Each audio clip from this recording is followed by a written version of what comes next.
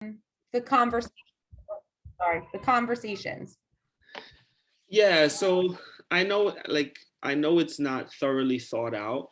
For me, I haven't like I'm a thinker, so I think about things, But I But you think, really think that you should have separated like colonies like that, like old white colony, like I don't you think that's reverse? well, here's the thing, right? I think people need time, right? Right. I don't know. Like this But is then there's not no me. exposure. No, I understand. But then there's no Yeah, the downside, there's no exposure. So now they're having babies, raising babies in this, and there's no exposure because if that's gonna be what's happening, they're not going to a public school or having an education with these different liberal arts. I mean, it's just their way or the highway. And I feel like I don't know. I understand what you're saying because I understand like the private business aspect of it, and you can't control what happens in a private business, but I not that it's right, but I'm just saying like I don't know about that. I feel like that's I just think going so. okaying it. Well, let's picture Chinatown, right? A place, again, this is an idea that's still, this is not like a part of my definite ideas. I'm just playing with the idea. But I Right. think that different cultures, you grew up a certain way. And if you want to be in a space, if you want to have a space for your culture only, I think that makes sense, right? And It does, but I mean, is white really a culture? Like, I mean, I could see like there's little Italy, and like maybe people they right. go to certain areas, but white's not a. I mean, maybe white is a culture, but I don't know. I don't. For me, because I don't think like I don't. I could see where you're saying, but Yeah. it's not My really main fixing thing the is problem. if you have that hate and you decide that you don't want to be around that, I think you should have that space. So Okay. at least for this your peace of mind and that other person's peace of mind, right? If I cut Right. out this space for us and obviously that shouldn't be you shouldn't be able to control the water supply of someone else, but you get what I'm saying. Right. Just have a space Right. you could do whatever you want and not feel like, oh, I don't want them here, Right. if jews want to if Jews want to do the Sabbath, then they should have a space where they're allowed to just do their Sabbath and not have that interrupted, right? Right. No, I Muslims understand. want prayer I time. see where you're going with it. I see it and I get it. I guess it's just hard for me to like, I'm not gonna say agree because it's just an idea, but like I feel like that's not fixing the problem. It's just enabling the Well, problem. that's the thing, right? I think America is a choice, right? You have to choose to be around these people. I don't think the solution is to force people and make laws that demand that you serve them and that kind of thing. I think Right. I would like you to show up in this space because we're all humans and you don't think there's a difference between, you know. Vincent, go upstairs and close the gate. Okay. Leave him alone. Sorry, they're torturing my dog. Okay. Yeah, so it's just an idea. It's not like a definite thing, but I can see like I have some friends who are from rural spaces in America and black people know better. We avoid those spaces. So just Right. have it clearly marked so that way there's no confusion. And then if I see a white person, I'm like, well, I guess they're definitely friendly because they're not in one of those I'm a hate at those hate places. I'm gonna say something, okay? Don't you think that's really I'm sad that you even have to think that way. It's the That reality. I know, and I feel like even just by you saying that, even just hit me a little bit more, even more so, because that's really messed up. That you even have to feel that way, and that that we would allow someone to feel that way, and that you feel that way, and that's just a test like everything that like even as much as I feel like I'm woke now, I still don't understand how deep that is because that to me is like, ooh, that hurts me, like that hurts me for you, that hurts me that you would even be okay with that and that you're like are you like not that you're beaten down but is it society is beaten down maybe someone of color so much that like well we'll just keep it separate like I mean I understand your stance on it like why you're going to try to change someone who doesn't want to be changed like you can't do that, it's America, we have a choice, but I don't know, I just like for you to say like well I just know not to go over there like that's fucking messed up. I mean, well, let's use an example like New York City, right? So New York City would be an integrated space. right, So if you wanted a white only space, it would be like somewhere out in the suburbs, like Whitesville. And if right. I would not go to Whitesville, that kind of thing. So that way I kind of know, right? This conversation is making me think that about a time when me and my wife, we went to Philadelphia and she wanted to use the bathroom. So she walked into this random bar in Philadelphia and she was like, it was an all white place and they made her feel uncomfortable to the point where she couldn't use the bathroom and she just left. It's awful. Right. So this is Philadelphia, the East Coast, the Northeast. Like Philadelphia is, less than. So there's these pockets where people just want their space, and it is what it is at this point. People, if you make it illegal for me to say it, then I'm not going to say it. Just give me my space, and hopefully they'll figure it out in their lifetime and change. Right. Right. But No, I guess I could see that. yeah, I understand where it's coming from, and I understand like the thought behind it. And I guess I'm not gonna say it's fair because it doesn't sound fair. It just sounds whatever. But I get it. People can choose what they want to do and whatnot. But now let me ask you though, do you think that if we did that, I mean, I'm sure that there would be protesters. I mean, there'd be white ones who are allies, and I feel like there'd probably be some people of color that would go and like mess with it. Like, oh yeah, like just how like Catholics go to like gay funerals. Like, I'm just being honest. Like, people would protest, and I think it so would so cause more Tara, violence. a part of what. So here's the thing, right? I've kind of like I have all these ideas, but then I kind of back off because I know it can get politically hot. But the reality is, I feel like I have to say something, right? I don't think Okay. it's not good if you're doing a gay pride parade. I don't think people should show up to bash gay rights. Right, but they do because that's America. We're allowed to protest, and like even if it's not not To me, that's not okay. it's Because I'm, not. it, You don't belong there. You shouldn't be no, there if people don't agree with exactly. you. Right. Protesters should not be having a face off. No. So you can have your free speech 10 miles away. I'll have my free speech 10 miles away. And Right. we don't, free speech doesn't mean you get in my face. No, well, but that's the thing with this country, right? I mean, we all have these beautiful freedoms to feel the way we feel. But if someone disagrees with what you are doing or what you're celebrating, then they feel like, it's land of the free and we're allowed to have opinions. So I'm gonna come and bash your opinion because then mine is better. Do you think that maybe we're too free? If I'm having a Black Pride parade, KKK members should not be allowed to show up and get in my face. No, they shouldn't. It's considered a nuisance, and it's considered like they're causing a nuisance. They're there to physically cause a nuisance, and they Right. should be arrested and taken away. Right. So that's what I'm saying. No one, regardless of how right or wrong I may feel about this particular side, the other side shouldn't show up and be in their face. So if the Right. KKK fills out a permit to come to your town, you shouldn't rally your town to get in the KKK's face. I don't Right. think that's right because now you're making it an altercation. If Right. KKK fills out a permit to come to your town, then you can have a town hall meeting where you civilly sit down, but not like show up with signs to be, you know what I mean? Right. No, I understand that. And but the sad thing is like, yeah, you might have that permit and the streets might be yours, but I mean, it's kind of like something that in America we feel these rights to protest no matter what. And of course, you want to protest because you want a voice to be heard. But I think this goes back to this initial podcast. Is anyone really listening to anything? And I'm not saying because you need to listen to the KKK, I don't mean it like that. But like, just like, we come to protest and we show up because something seems like it's an injustice or something isn't right or something needs to be celebrated and whatever. And then people come and they cause a nuisance.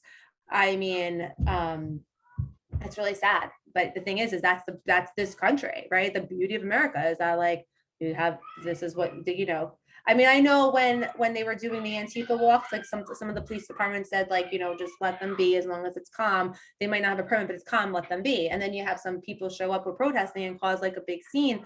And yeah, you shouldn't be causing a scene, but do you think every single one of those people causing a scene got arrested? Do you think that, no, you know what I mean? I mean, it's kind of, we're kind of in a weird space right now. Kind of in a weird space. Well, I think what I'm trying to say is let's draw some clear lines. Let's Right. figure some things out, Can we right? trust our government to draw a clear line? I mean, Well, it's I think for us to have any real progress, we have to be honest, and we know that a lot of our political system has been taken over by big money. right, We have to start there. So we cannot leave it up to these people to do the right things because they are in the hands of big money. So right, big money has them not prioritizing people, not fixing the schools, not fixing the system. It seems like the system was made to keep some people unemployed, some people in low income, some people benefited. And so it was designed to kind of break us into these groups. right, And then the living situation leaves us where one group is disenfranchised fighting for better and another group is aloof because it doesn't affect them, and there's real consequences for stepping outside of your box. So right, we have to be honest about all of these things before we talk about what we're going to do. right. No, And it's true. But like that's the thing though. In a perfect world, we would be honest and we would, have the conversations, do these things. And that's in a perfect world. And like, when you put up your little vision board, like, yeah, that's how it's gonna be. But like that's I'm not saying it's not possible, but it's gonna take a while, That would take it wouldn't be in our lifetime, I feel like. well, so No. I always say this, my biggest fear is that we believe in slow progress. And my biggest fear is that since the 60s to now, have we made slow progress? Yes or no? Oh yeah, it's the progress is very slow if we even made any, I mean, it's the truth. My Yeah, fear I is get what you're that, saying. So you're saying we're okaying it, right? We're okay in the process to be slow. Guys, hold on one second. Guys, what did I do? I ordered pizza. I'm on a call. You guys need to go upstairs. thank you, Tara, for taking the time. I I'm know gonna it's go not upstairs. easy. Go upstairs. I'm gonna get snacks. Pizza's on the Okay. way. Go upstairs and get snacks. I'll bring up snacks. Okay. Go upstairs. Yeah, put on the show and close the gate so Fred does not come up. Sorry. Okay. Like. No, I appreciate you taking the time and the sacrifice with the kids and all that. Thank you. A big part of what's happening now, like with this conversation, is that we're doing the groundwork. We people have to get used to having these uncomfortable conversations. People Right. have to get used to talking about their privilege, talking about their entitlement, and Right. getting to the messages and everything that is behind it. Right. I'm taking you outside. So I'm still listening though. Don't worry, I'm a very good multitasker. So that's the deal. We have to have these conversations. We have to do this work. It's a real thing. It's one of these things where we can't just leave it to the back. And someone in your position who thinks, how can I help? You have to find people of color and invite them to your home and get to know them and do that uncomfortable work. Yeah. No, I for sure. I think that's true. I mean, I don't know if you ever followed that. If you ever listened to there was like the comfortable conversations with the black man, and I watched that for a little bit. He hasn't really put anything else out, but in the height of the George Floyd thing, and I think that was a really big eye opener too. Because as like a white person, I think that sometimes like this whole like reverse racism thing, like again, you don't want to hear it because you feel like you're a good person and that there's no divide. And but you're right. I mean, I guess it could start with the conversation in my house, but it's awkward, right? Like, Yeah, I mean, you wouldn't just start like saying, "Come to my house." You yeah, start hey, come over. I want to have a conversation with you. you Right, start with the but you know what? conversation where they're at, in your child's Right. school, in the grocery store. And Right. Isn't it funny? Like kids are so, so it brings you back to childhood because when you're a kid, you can be friends with anybody and you were like, for the most part, outgoing and you just talked and you fought and it was okay. And as you get older, like these little skills you had are just totally gone. well, now we're indoctrinated, right? You have Yeah. all this fear and these perceptions in your mind, and Right. you're thinking about serial killers, and you're thinking about like all these things are flowing through your mind as you're trying to interact with someone. Right. No, it's true. It's true. And I think also, you're right, like being fearless as a child, you're more fearless, you're a little bit more outgoing. I mean, there's timid children, but for the most part, you'll try anything. And when you're an adult, starts to get afraid, you get nervous. And I think it's safe to go in my house again now. So yeah, I mean, you get nervous, you get afraid. So even the thought of that, me thinking of starting the conversation, like it was great because you started the conversation and I got to kind of say my 2 cents and it was a safe space. And but I think sometimes when you meet someone new and and these conversations come up, sometimes you're also afraid of offending somebody. You don't want to start a fight because like you said, some people are just Yeah. so. So I don't know. I guess the conversation mobile, your conversation bus needs to happen. Yeah, I mean, if you start talking to a Black person, they're going to be impressed that you're taking the first step, you know? And what you're going to realize in most situations is they're just like you. They're Right. thinking just like you. They're trying to raise their kids just like you. Like there's Right. really no difference. Like what Right. it means to be Black, Asian, Indian, it's like a tiny part of who these people are, right? Right. The biggest difference is those perceptions that we've gathered from the media and over time. Right. No, it's true. You're It's at the true. same grocery store, you're watching the same movie, you speak the same language, you eat the same food, you want the same thing for your kids, you're worried about the same taxes, you hate the same politicians and the same Netflix shows. Like Right. we're just the same. But the Right. only thing is, Fox News told us that Black people are this and Asian people are that and Jewish people. So we start to think these things and we put up these mental walls, and so and so died last night when they went outside on a jog, the Netflix killer, and all of Right. these things, like, Yeah. and we Right. just get into this weird headspace. Like, I guess I won't talk to anyone this month. Right. And No, I it know. becomes a lifestyle. And and Exactly. and I think you were getting to that a little bit in the suburbs, is that I think it exists in the city as well. The city, it's easier to find your people. In the suburbs, it's just harder because there's less people around. So finding your people, it's like more scattered out. Right. No, it's true. It's I'm definitely more scattered. It's definitely more sheltered. It's not like in the city, and it's definitely again it's just more sheltered. I mean, even like the children, I think kids are kids, and it doesn't matter what they wear, what they look like. But I will see distinctions of like children who have a little bit more personality in the city than they do in the suburbs because it's a little bit more just. I'm gonna use the word preppy because I don't, it's a lack of a better word, but that's it's the truth. Yeah, they all like Spider-Man, they all like this, but I'll see kids from like my friends who live in the city and their kids like maybe they have on like a little lime green blazer and they're cute little like ripped up jeans and like or another one is like has his own style and I feel like when you come into suburbia it's very cookie cutter. Right.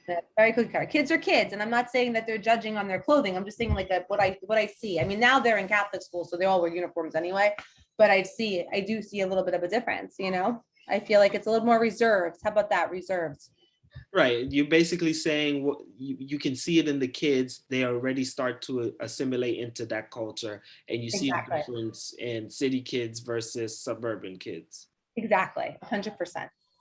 So, 100%. so a lot of what we were saying before was about slow progress, and I think most of us are comfortable with slow progress. We're comfortable with the Kamala Harrises.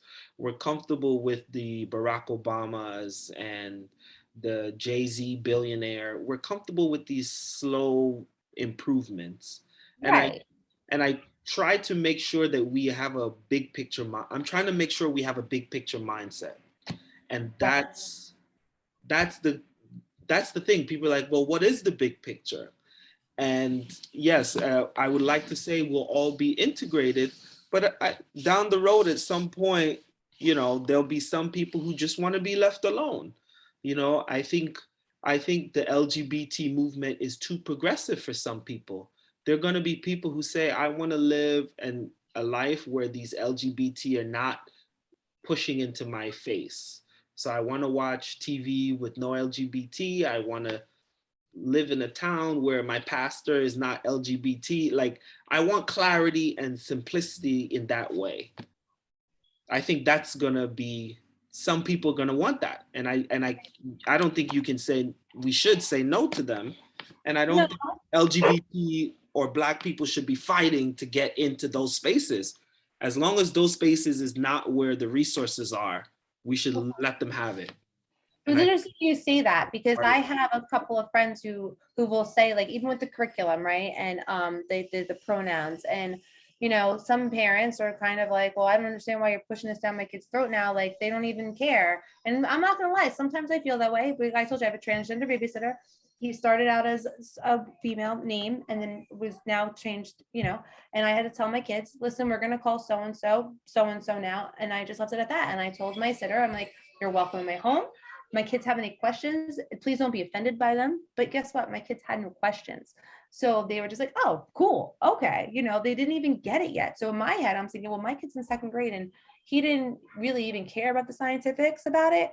Right. Do we really need to tell them about it that young then? Or like, so for instance, the public school here, I know in third grade was asking kids, the parents to say that what their kids' pronouns are. And then we're asking the children what their pronouns were. And part of me, I wasn't rubbed the wrong way because I'm not against it, but I was like, felt funny about it because I didn't really understand it. And also I'm like, well, why does my kid have to know what they are right now? Like, maybe they're just exploring, and like, why are we making it so labeled right now? So as you said, with the pushing it down the throats, I was like, well, I want them to be accepted. I think that they should have characters in Disney movies, and I'm okay with them it being just in society because it's there. I mean, we have friends who have gay uncles, like kids with gay uncles and stuff. So it's there, but I'm like, wait, is that too forceful? Is that too much? Like, well, wait, now my kid has to know what his pronoun is. What if his pronoun wants to change next year? What if he's not ready to change it this year? Like, I don't, as a parent, so I can see that where you're like, well, how about just don't push it down your throats? And if you want to do it, you do it. So I can respect that. I do. I can respect that. A lot of my ideas are not set in stone, and that's the purpose of What's an idea, right? You is to can have conversations. So I put them out there for them to be challenged, and hopefully for they, to mature and evolve, and maybe we can use ideas and live better. That's the goal. right. Yeah. Well, you learn from it, right? We said before, you have the aha moments, and you need to normalize changing your opinion. You need to normalize that maybe your way wasn't the right way. I mean, even like, I'll even just put that on with children alone. Like, I told you, my oldest son is gifted. My middle son, of course, I think he's gifted, but he's definitely not the same as Vincent. His path is going to be different. He's not the same mold. So, with the conversations and normalizing things that, what you thought was the normal way isn't the normal way. It needs to be normalized. And Yeah. so. How did you? All right. So there's a lot of things, right? And we're not going to get to everything right now. Right. You took the time, and I appreciate that. And I think we got to a lot of the things. Um, I'll touch on it. A lot of people are very superficially living in as a physical person, and they very rarely don't get to the spiritual, which is underneath. So the spiritual that most of us are exposed to is the Christian narrative. Right. And our generation is struggling with that. One, because the Christian narrative has a history of being the colonizer, a Right. history of being the slave owners, a history of being the ones who's going to come and enslave you. So it doesn't make sense logically to take the religion on that's enslaving you, right? And that is a general reason why some people just struggle with this. The other piece to that is that the narrative itself is very shameful. A Right. lot of people find shame in there, and it's like, wait, why was I born in sin? I was born a healthy baby who, so Right. there's different issues on different levels, and you have to stick with it long enough to understand the deeper meanings and these things. Right. No, I understand what you're saying. I feel like for instance, for me, like finding my spirituality later on, yeah, I was taught that we were born in sin and like the baptism and stuff like that. But I feel like as an adult, like I said, I'm a little more progressive. So, I'm gonna have my connection to God, I'm gonna have the connection to the church, and having the conversations in my parish, which like I said is open and progressive, where I'm like, I can say these things. It's hard for me to relate to like the closed-minded churches that have all that ideology behind it, because I don't have that here. You know what I mean? And I think though, but little parishes like mine are the ones that are looking to break the mold.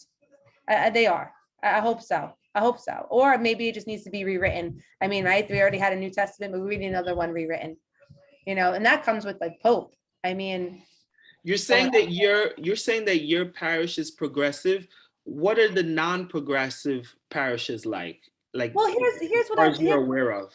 as far as I'm aware of, and again, this is just more of a hearsay, like I said earlier, like being called a weirdo because I'm a member of a church at a later life.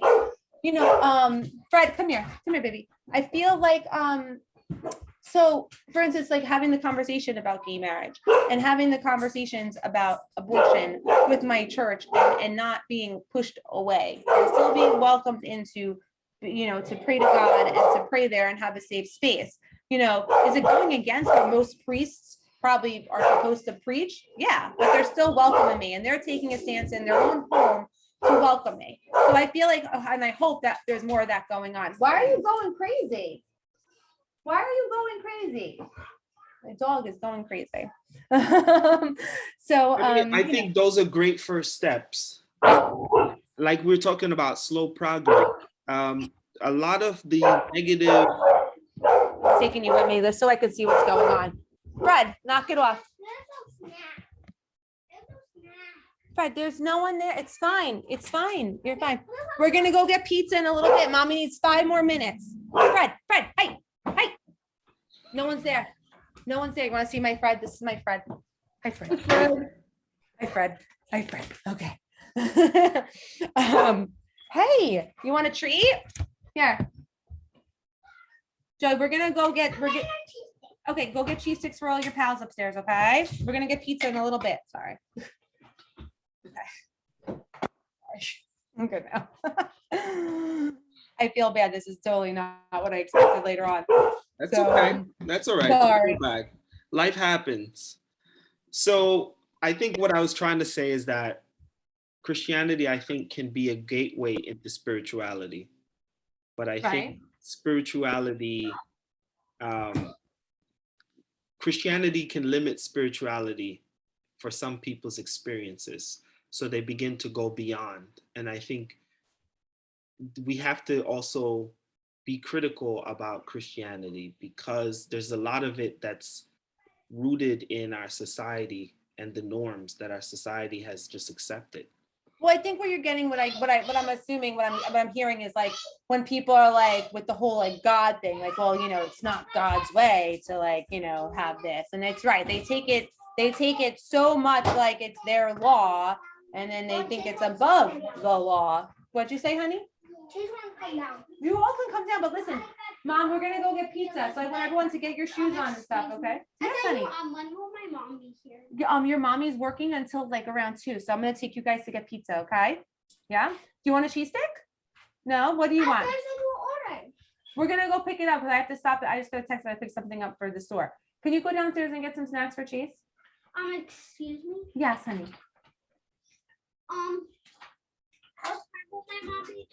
I think she's out at 2 o'clock, honey. Do not run down those steps, please. Vincent, turn the light on. Is that okay, honey? 2 o'clock, good? Yeah, I'll call her, okay? Sorry. Tara, tell us about your store, how we can find what you're doing online, because people want to buy things from authentic people. So tell us about what you're doing. So right now I have an LLC I started in 2019. It's called Olcott Squared. So downtown Burnersville is Olcott Square. It's like a little like square road and like every, you know, those little shops.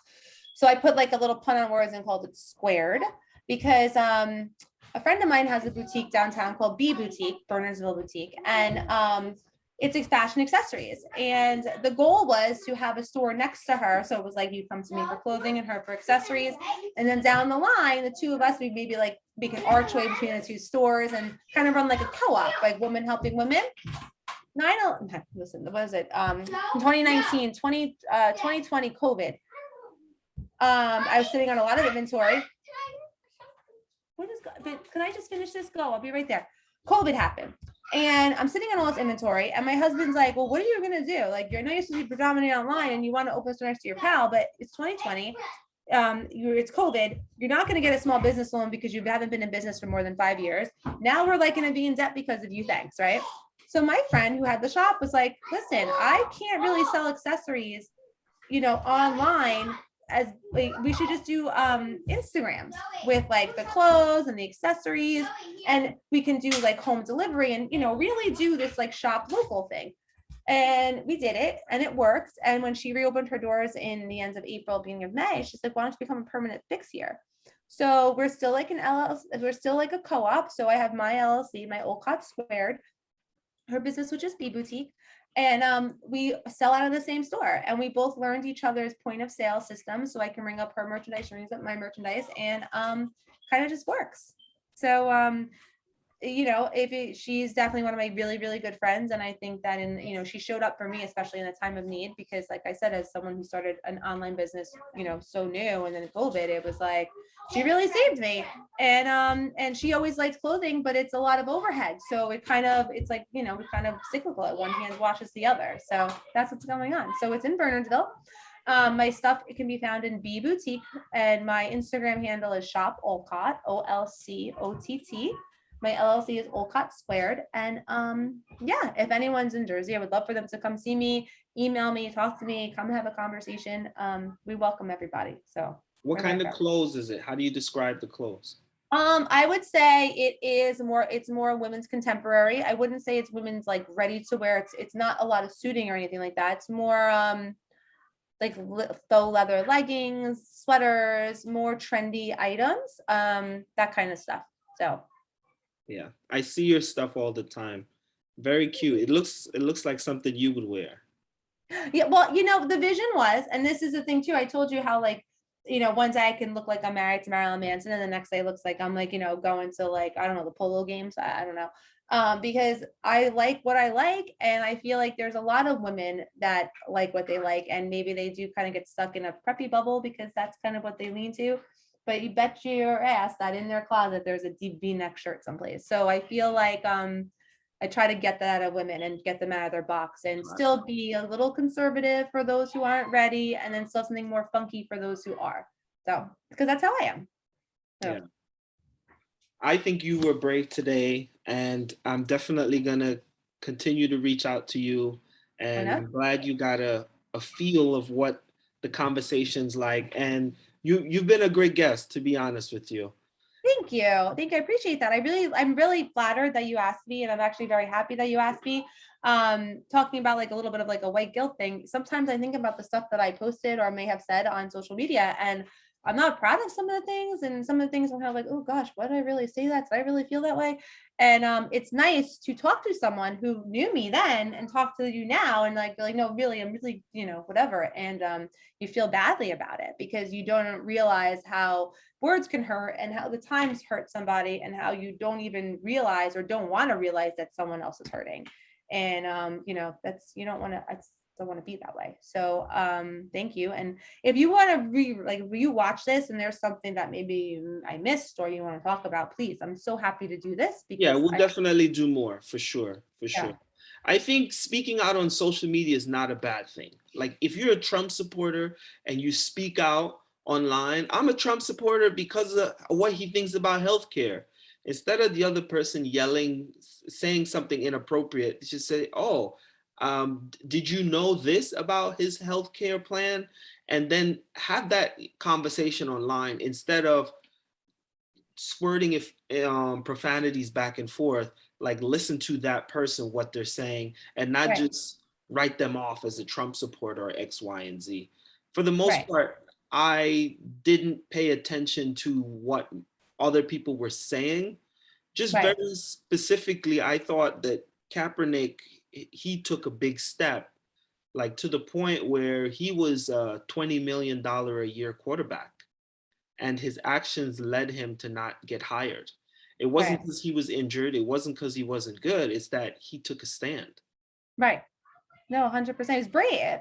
I mean, like I said, that whole thing, like I see the kneeling now is different. You're practically like begging, like, mama, you know what I mean? Like you're getting on your Yeah, knees right. like a mother. You're like But pleading. the idea, no, I don't think any other athlete at that time, up to this time, has done something on that level. No. So it definitely didn't solve the problem. He sparked the conversation in the moment. Right. And he sparked the conversation. I chimed in on the conversation he was trying to have, and you responded to that. So I think at that specific moment, you weren't doing anything wrong. He said something, I reiterated it, you chimed in. So then the next step is for me to follow up with you and for us to have a dialogue, which both of us can grow from. That Right. that's the point of you saying your message on social media, is to have that conversation. So there's nothing wrong with you having views. Now you've changed your views.